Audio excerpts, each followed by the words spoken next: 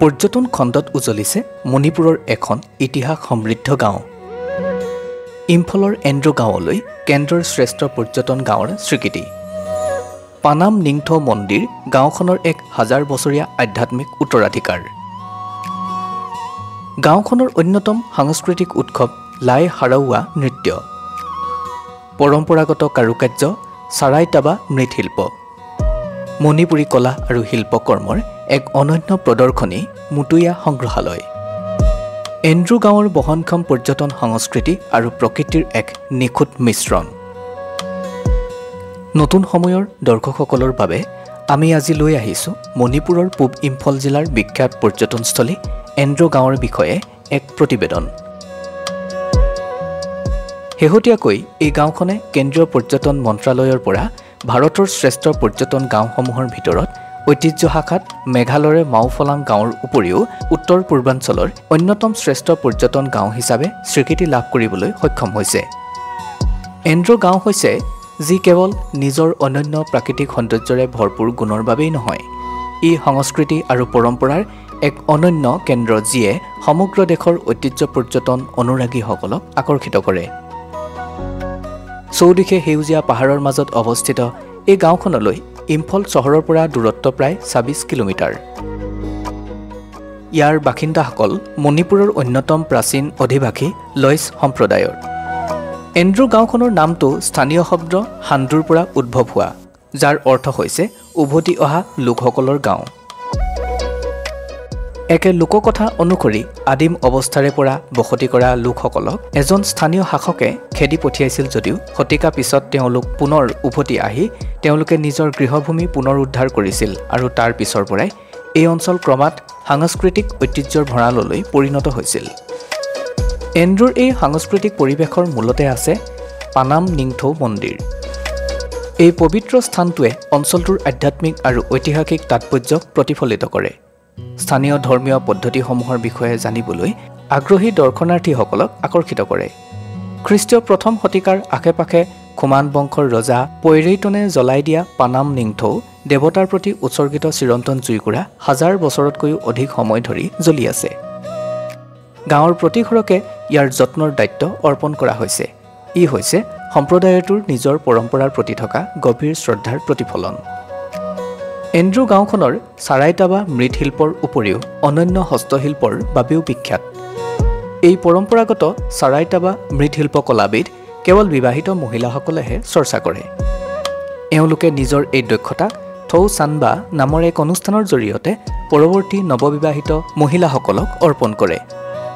এই শিপিনীসকলে মৃৎশিল্পৰ চকাৰ সলনি বিশেষ আকৃতিৰ কাঠৰ টুকুৰা ব্যৱহাৰ কৰি পুডুং, মাখং আৰু ৱালমকে ধৰি বিভিন্ন ধৰণৰ মৃৎশিল্প তৈয়াৰ কৰে।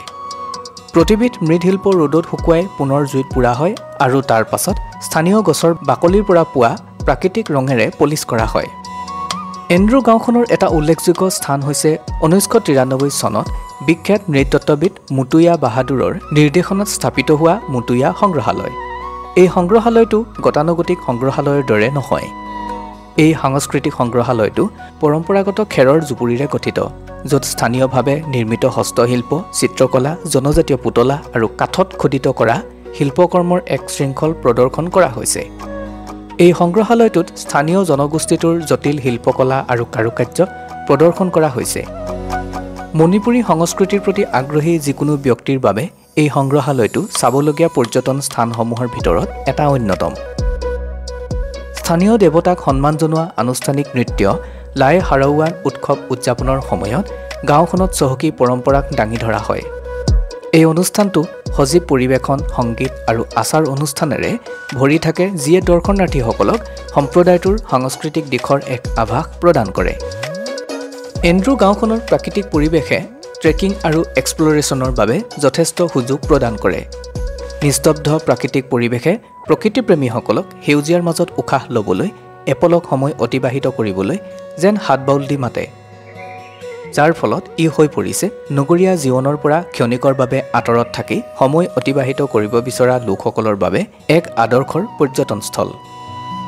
শেহতীয়া বছৰবোৰত গাঁওবাসীয়ে বহনক্ষম পৰ্যটনৰ সম্ভাৱনাৰ ওপৰত অধিক গুৰুত্ব আৰোপ কৰিছে। পৰিৱেশ অনুকূল পদ্ধতিক আঁকোৱালি লোৱাৰ লগতে তেওঁলোকে নিজৰ সাংস্কৃতিক ঐতিহ্যক সক্ৰিয়ভাৱে সংৰক্ষণ কৰি আছে। এটা প্ৰাকৃতিক জলাশয়ৰ চাৰিওফালে বিকশিত হোৱা চান্থেই প্ৰকৃতি উদ্যানখনে শান্তি আৰু প্ৰাকৃতিক সৌন্দৰ্যৰ বিচৰা পৰ্যটকসকলক আকৰ্ষণ কৰে। উদ্যানখনত অৰ্কিড ফাৰ্মো আছে, যিয়ে প্ৰকৃতিপ্ৰেমীসকলৰ বাবে গাঁওখনৰ আকৰ্ষণ দুগুণ বৃদ্ধি কৰিছে। পৰ্যটনৰ বিকাশে স্থানীয় জনগোষ্ঠীটোৰ বাবে যথেষ্ট আৰ্থ-সামাজিক লাভৰ সৃষ্টি কৰিছে। দৰ্শনাৰ্থীসকলৰ আগমনে কৰ্মসংস্থাপনৰ সুযোগ সৃষ্টি কৰিছে আৰু পৰম্পৰাগতভাৱে শিল্পকৰ্মৰ বিক্ৰীটো উৎসাহিত কৰিছে, যাৰ ফলত গাঁৱৰ লোকসকলে নিজৰ সাংস্কৃতিক পৰিচয় বজাই ৰাখি অৰ্থনৈতিকভাৱেও লাভৱান হ'ব পাৰিছে। এন্ড্ৰু গাঁওখন অনন্য ৰন্ধন প্ৰণালী আৰু খাদ্যাভাসৰ বাবেও জনপ্ৰিয়। ইয়াত স্থানীয় উৎসৰ পৰা তৈয়াৰী প্ৰমাণিক মণিপুৰী খাদ্যৰ উপৰিও অন্যান্য জনজাতীয় খাদ্যসমূহো উপলব্ধ। এনেধৰণৰ খাদ্য সম্ভাৰে অঞ্চলটোৰ ৰন্ধন প্ৰক্ৰিয়াৰ ঐতিহ্য প্ৰদৰ্শন কৰে। গাঁওবাসীৰ উষ্ম আতিথ্যই প্ৰতিজন দৰ্শনাৰ্থীৰে মন পুলকিত কৰি তোলে। গতিকে আপুনি যদি আধুনিকতাৰ গ্ৰাসৰ পৰা ক্ষণিকৰ বাবে বিৰতি লোৱাৰ কথা চিন্তা কৰিছে, তেন্তে এন্ড্ৰু গাঁওখন আপোনাৰ বাবে গন্তব্যস্থান হ'ব পাৰে। ই মণিপুৰৰ সাংস্কৃতিক সমৃদ্ধি আৰু প্ৰাকৃতিক সৌন্দৰ্যক সুন্দৰভাৱে সামৰি লৈ আপোনাক এক অনন্য অভিজ্ঞতা প্ৰদান কৰিব। নিউজ ডেস্ক, নতুন সময়।